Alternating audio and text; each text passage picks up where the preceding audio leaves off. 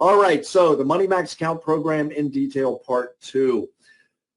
Last week, that's already posted in your agent back office last Tuesday under the news tab of your agent back office. If you go, you'll see Money Max account presentation detailed. And it's the first part of what we went through. There was a lot of information that went through. We covered on the banking principles. We covered closed-end loans. We covered interest accumulation. We covered mortgage amortization. We covered interest cancellation. We covered open-end credit lines. We covered float and leverage.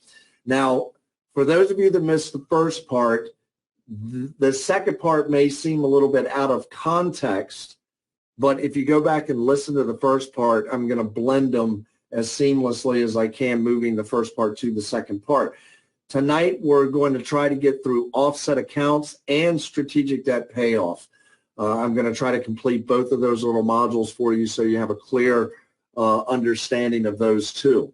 All right, so an offset account. What is an offset account? This was banking principle number 7. An offset account is an account that you utilize to offset interest charges in another account or to defeat principal balance and reduce the amount of money being spent and the amount of time that it takes you to pay off that debt. Now,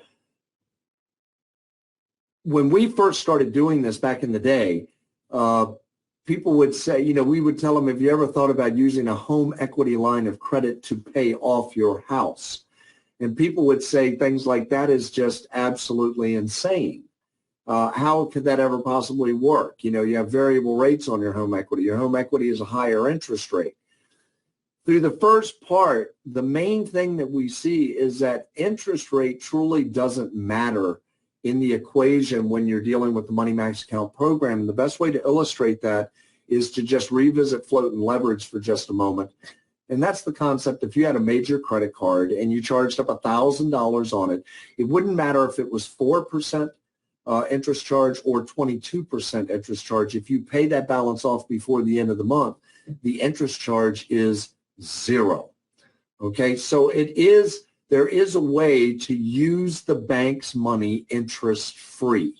Okay, and this really is important to understand this. Now, not everybody can get an equity line of credit.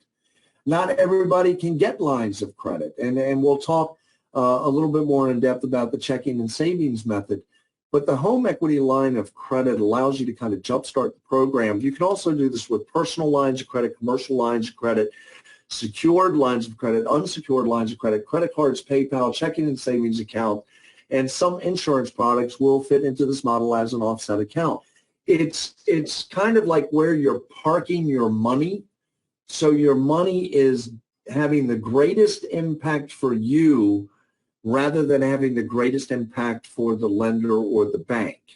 Okay, so we know in a standard checking account or standard savings account, you're lucky if you're getting 0.01%, getting 1%, return, 0.1% return, 0.01% return. Now, you can find accounts out there that you can find up to about 2% return now, but they're very few and very far between.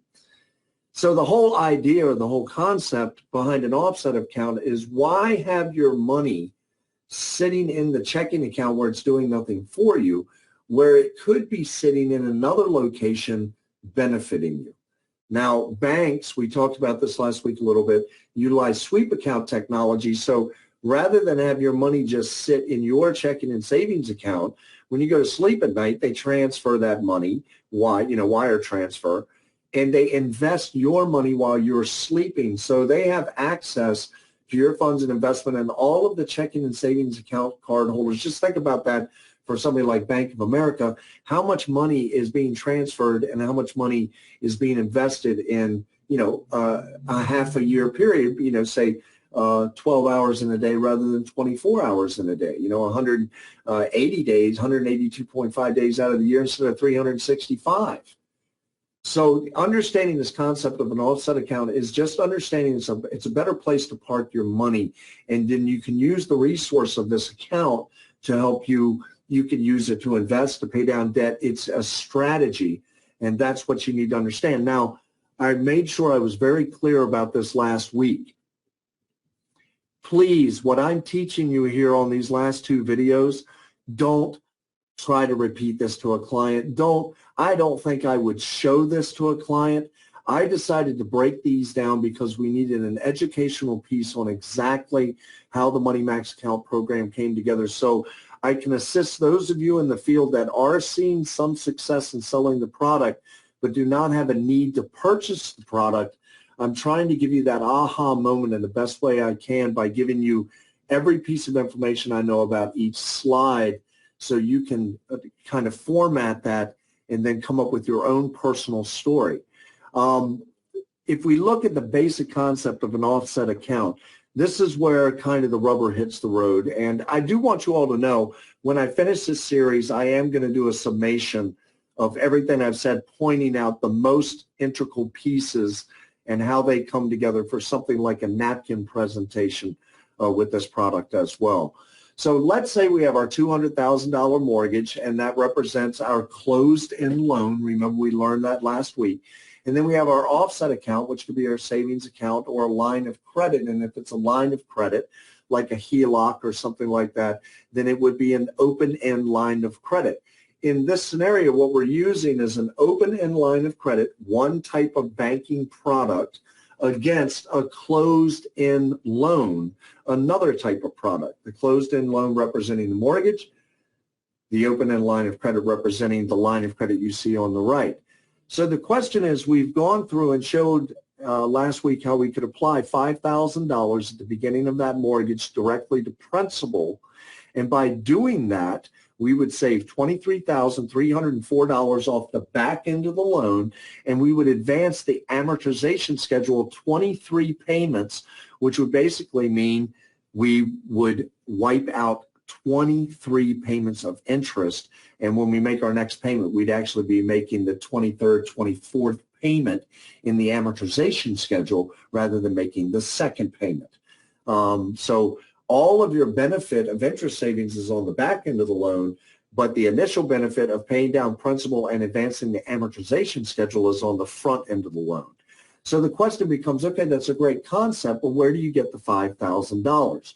Well, this is where we blend the idea of the open-end line of credit and its functionality and its flexibility versus this closed-end loan that we find is very stagnant and we have no flexibility. Then we ask the question and we say, and I want you to really think about this.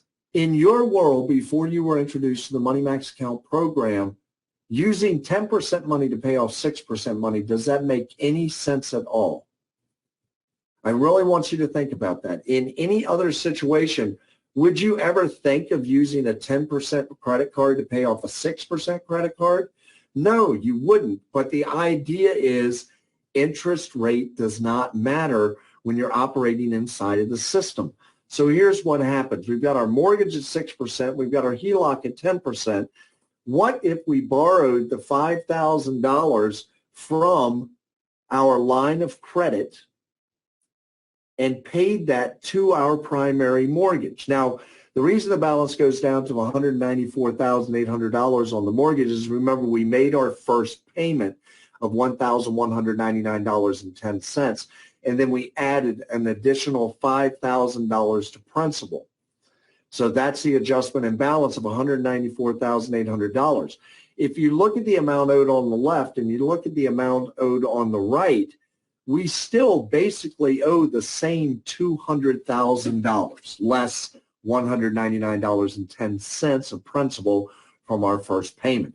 But we can say we still owe the same $200,000. I want you to make a note of this. This is what I want you to get from the slide, okay? We still owe the same $200,000. Everybody sees that. But what we have done, I don't want you to tell people, like, using the $5,000 to pay down the mortgage. What we have done is transferred $5,000 of balance from a loan we cannot control, which is that closed-end mortgage, to a loan we can control, which is the line of credit. I know that sounds backwards to the way the arrow goes, so I'll say that again.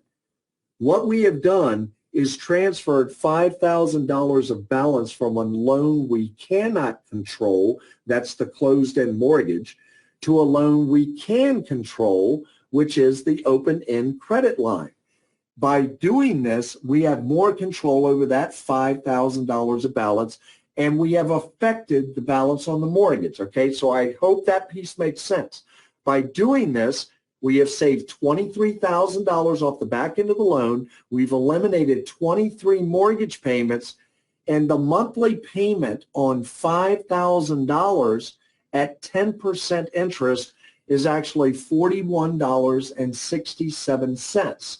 So what I usually do in presentations when they're in front of the room, and this is the presentation I give in front of the room, I just don't give it as detailed as I'm giving it right now. This is not a side-by-side, knee-by-knee presentation, but this is what we would give in an open forum for a presentation. What we do understand about that open-end line of credit is as we pay principal down, the monthly payment goes down, okay? So let's just, I use this in my presentation, I say, let's just say the monthly payment on the line of credit is $50. Representing $5,000 at 10%. The monthly payment is $50, and let's say that would never adjust down, okay? We'll just keep it at $50 so we know we're dealing with the worst case scenario. All right. So what you would ask the individual, or what I want you to wrap your mind around, is in this scenario, saving $23,304 and taking 23 months of mortgage payments away, if it took you a total of 6 months to pay back the $5,000 in the line of credit, if we kept it at $50 a month for 6 months to pay it back, that would mean we spent $300 in interest on the line of credit to save $23,304 on the primary mortgage.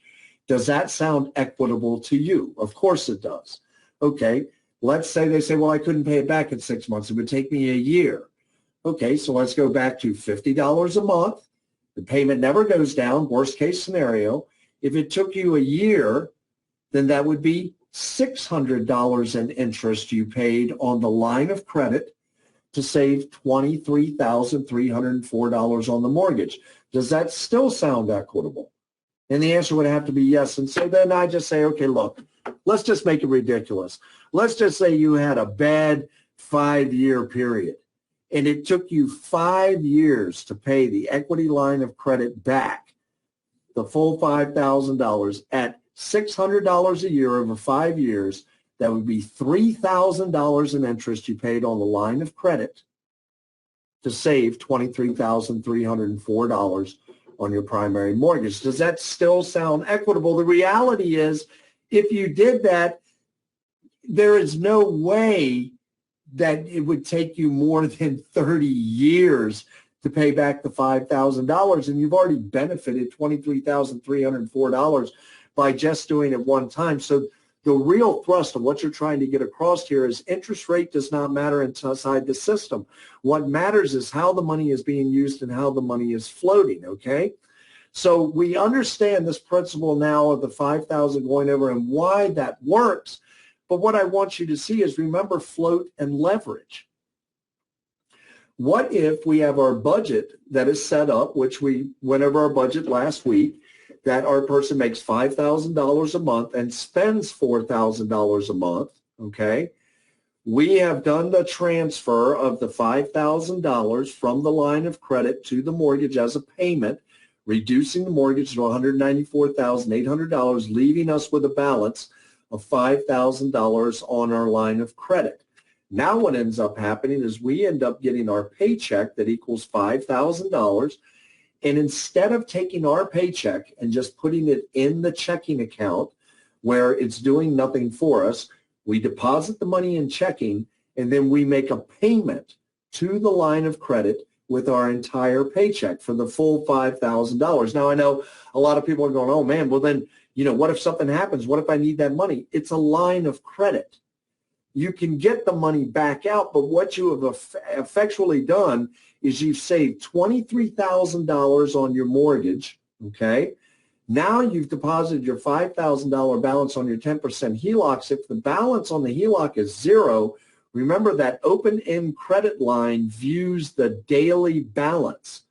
So the longer I can keep that balance compressed to zero throughout the course of the month, the better it is for me, because if the balance is zero, I save $23,000 on the closed-end loan, and I'm not paying any interest on the money I used to do that, and I'm not paying any money, period, in interest on my HELOC because, or my line of credit, because I don't have a balance represented there. Now, to be fair, I'm just trying to give an example, but we all know that some people get paid, semi-monthly, some people get paid bi-weekly. So what you would really see in a real-life case scenario if somebody was not paid monthly is the program would tell you to transfer something that could be paid back in a short period of time in relationship to your income.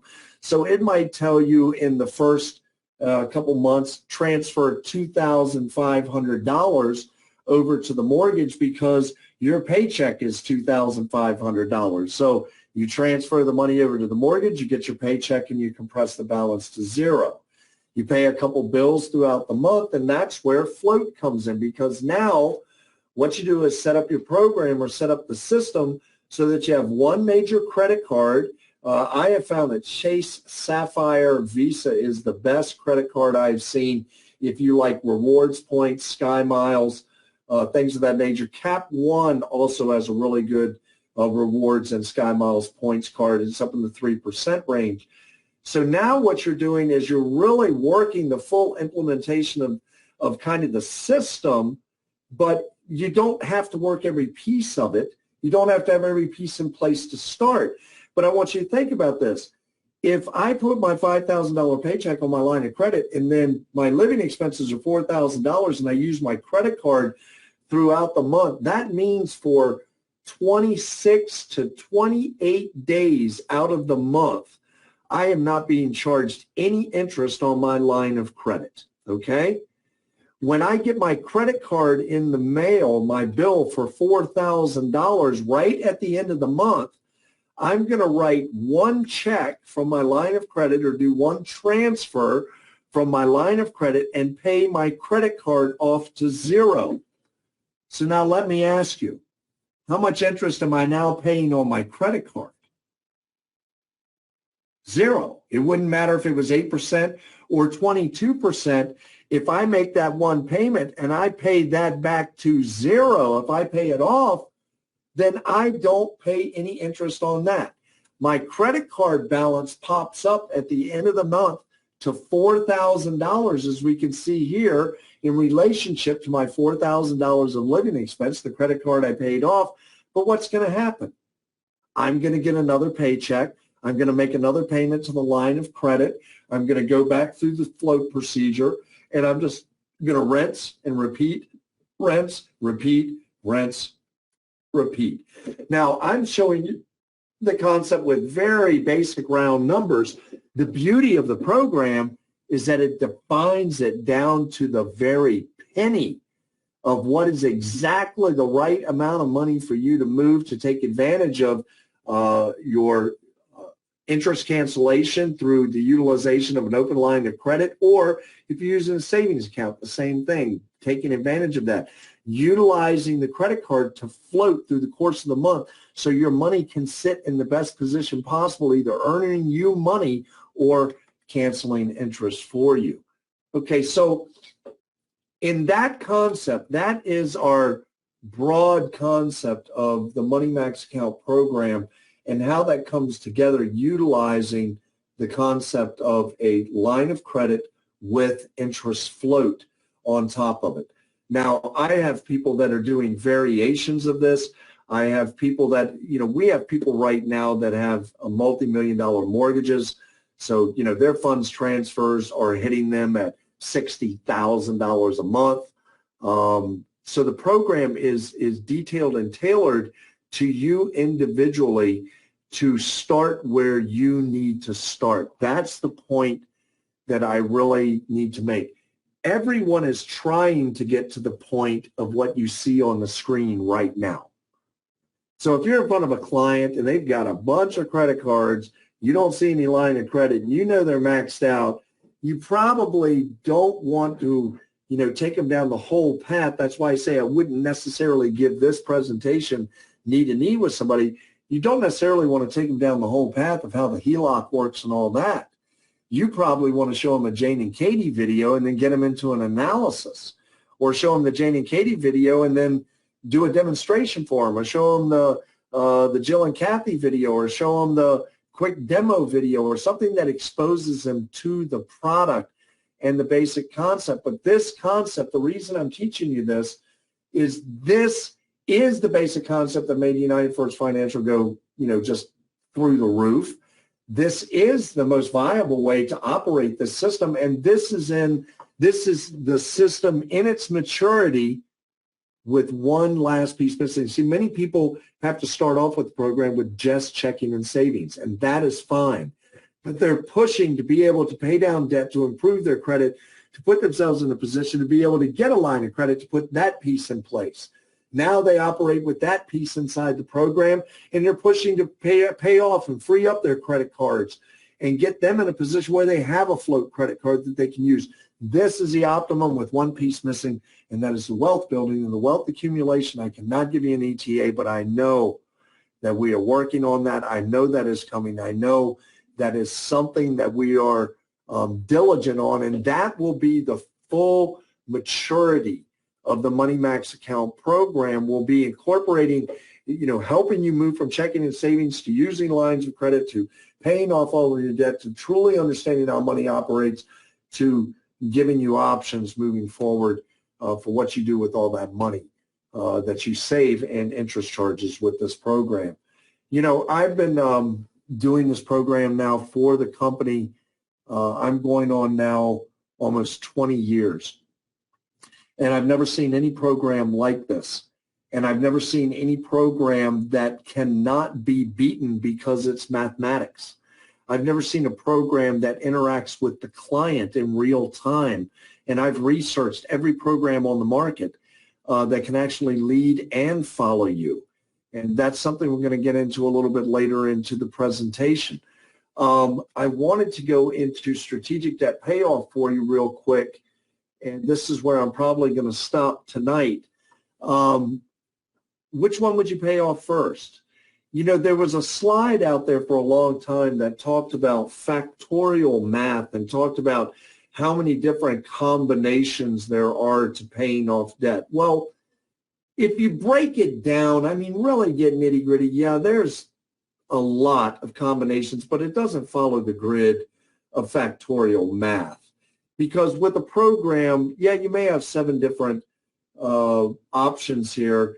You have 3 basic variables. You have interest rate, you have payment, and you have balance.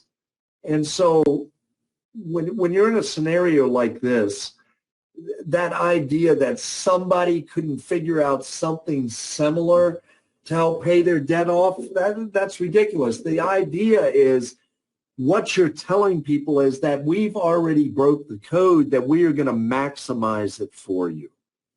You'll hear people talk about Dave Ramsey's program a lot and how wonderful it is, and it is a good program. Dave has done a wonderful job at teaching people the mechanics or the basics of budgeting and what it means to tighten up their belt and what it means to change your standard of living just for the sole goal and drive of getting out of debt. And I'm proud of Americans that can eat macaroni and cheese and eat beans and rice, and they can not go out and they can completely reduce their standard of living for the sole purpose of getting out of debt.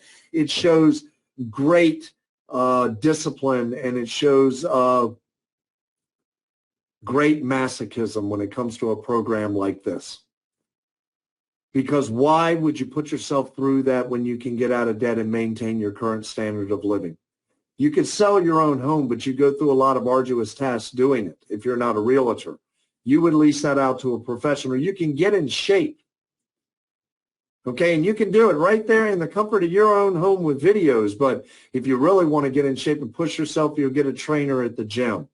The list goes on and on and on. Why would you leave something up to chance when somebody has figured out the math? Why would you leave tens of thousands of dollars on the table of money that the bank is going to scoop up, paying the way that you're paying your debt off, just a typical manner of paying the minimum payment and a little bit extra on each debt, what most Americans do? You're leaving so much money on the table that could be recouped, put back into your pockets, and that is the money that you could use for your investments. That is the money that you could use to build your nest eggs. It's not about telling people you can't get out of debt. It's about telling them there's a broader and a bigger future and a better way, that it's not just getting out of debt. It's understanding how the money flow. It's maximizing your time and your efficiency so that getting out of debt is simplistic and easy, and it takes all of the emotion out of it, and it just makes it clinical and mathematical.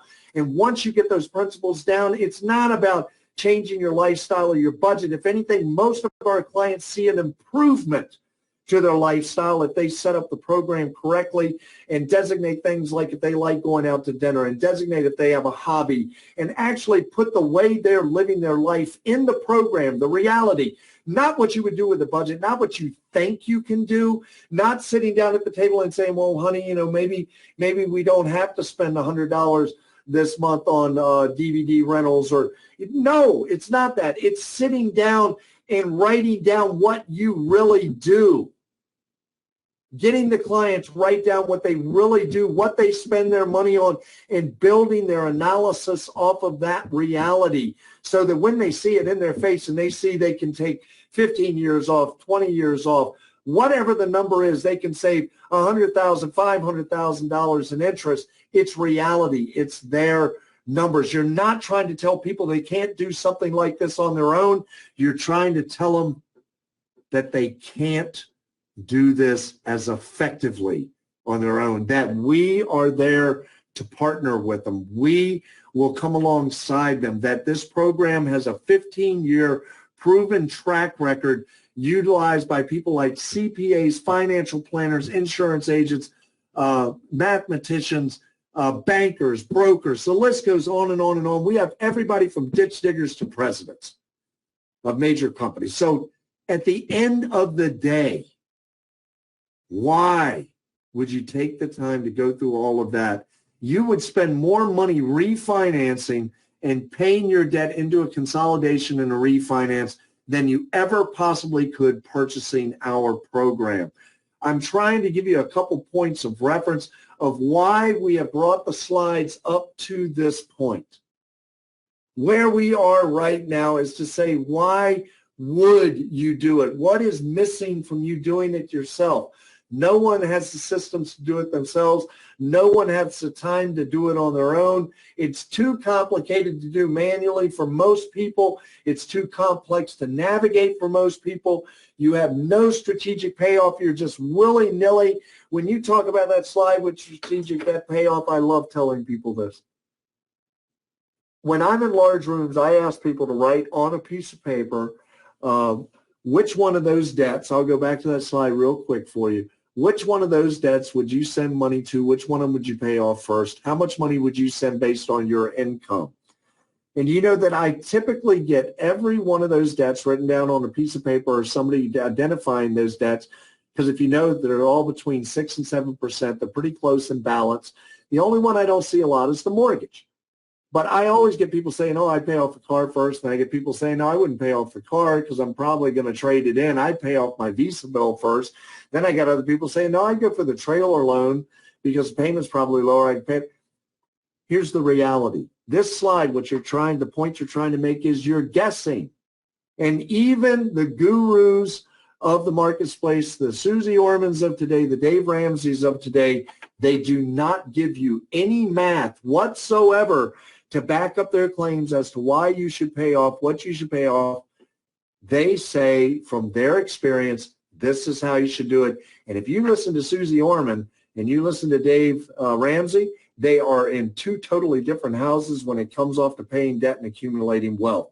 We are in the house of let's do it mathematically, let's do it effectively, let's take the emotion out of it, and let's make it possible for every single American to win with this system.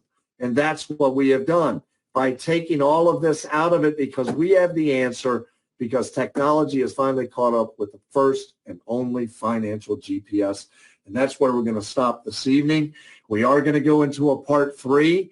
If you all can imagine this, I'm really trying to detail this. Please come on and let me know if this is worth your time to jump on another call next week and finish this out with us. The reason that I'm doing this so in depth is so we have this in the vault that you all can go back and you can visit it when you want more information about it. I am going to go into month by month. I'm going to go into the rest of this presentation. What I want you all to really understand is I deliver this presentation, every slide that you're going to see over the next 3 weeks, last week, this week, and next week. I deliver this in 50 minutes flat. And so that is a lot of slides to go through, but I'm trying to break this down for the mechanics, for how this comes about, for functionality, for deeper understanding. When I do the last one of these, that following week, I'm going to do one where I'm just going to surmise, and then I'm going to open it up to questions, a Q&A. So please, if you didn't watch last week's, go in and watch last week's so you're up to speed with this week's, and then get on next week's. And I'm going to try to finish this out next week. And I think I can. There's a lot of slides still to go through. I think right now, I'm just going to look. We are on slide number, we are at slide number 52, and we have a good amount of explanation slides, and it's going to take us all the way out to slide 74. So we may even have to go into a part 4. I hope I don't have to do that, but we may have to, because I would really love to get all of this down that it can always, people can go back to it and people can view it. So I want to thank you so much for your patience. I want to thank everybody that has did so well in May, and all of you up and comers. Get a fire in you that you want to take that next big guy off the map. You want to be the next big name. It would burn my britches if somebody else's name was always being mentioned and I knew that I could possibly get my name up there. Let's be competitive with this. Let's have fun with this. Let's have challenges. Team leaders, let's start putting out some challenges, some contests for your people. Something as simple as a gift card to Target, or a gift card to go to Cracker Barrel and get a entree, or let's get out there. Let's take this like it's our business. Let's take this country by storm. We have the numbers now. Let's get out there. Let's get it done. And let's not spend all of our time in the library learning. Let's get out there and learn trial by fire. Let's get out there and test the tires and find out what we can and what we can't say. Don't be afraid to do and say the wrong thing. Just move on, learn. But let's get out there. Just remember, sales are not done in the library. They're done in the laboratory. You have to experiment. Let's get out there and do it big. Let's get out there and do it right. At the very least, let's get out there and do something right now. This is Max Saunders in the corporate office saying bye-bye for now.